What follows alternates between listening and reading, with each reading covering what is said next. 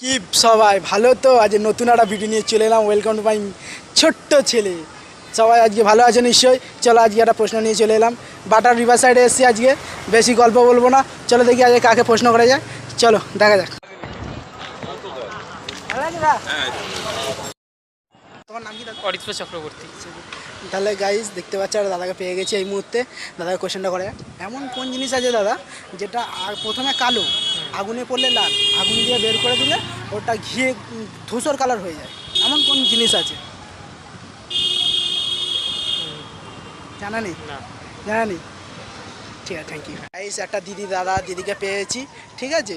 আজ এই প্রশ্নটা করা যাক। যেই প্রশ্নটা ওনার এই দাঁড়ায় করলাম এই দাঁড়া করা যায়। চলো বলছি, এমন কোন জিনিস আছে মানে বাইরে থাকলে কালো, উনুনে ঢুকলে লাল, আর যদি উনুন থেকে বের করেন ধূসর কালার হয়ে যায়? এমন কোন জিনিস আছে?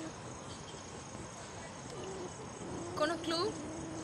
বাইরে থাকলে কালো, বাইরে থাকলে কালো, উনুনে ঢুকলে লাল, আর বাইরে থাকলে ধূসর কালার হয়ে যায়। আজ না কি কয়লা? কয়লা? ঠিক বলছে। আরেকবার গেস্ট। কোনো প্রকার জ্বালানি হতে পারে। হ্যাঁ ঠিক, এটা আপনি ঠিক বলছেন। সেটা কি? কোনোবার জ্বালানি তো অনেক আছে। কালো কয়লাই তো কয়লা, কাঠ। কাঠ কালো কয়লা ফাইনাল। কাঠ, কোনো কাঠ ভিতরে যখন জ্বলন্ত অবস্থায় লাল হয়ে থাকে, বের করলে সেটা ধূসর ছাই মতো হয়ে যায়। কাঠ, কাঠ হতেই পারে কাঠ। ফাইনাল তো? হ্যাঁ, ফাইনাল। সবাইকে জিজ্ঞেস করলাম, কেউ উত্তর পারলো না। যদি আপনারা জেনে থাকেন তাহলে কমেন্টে এসে বলে দিয়ে যান। আর যদি ভিডিওটা ভালো লেগে থাকে লাইক কমেন্ট শেয়ার করে আপনাদের এক একটা সাবস্ক্রাইব, যদি ইনস্টাগ্রাম থেকে দেখে থাকেন ফলো করবেন, ফেসবুক থেকে দেখলে ফলো করবেন, আর ইউটিউব থেকে দেখলে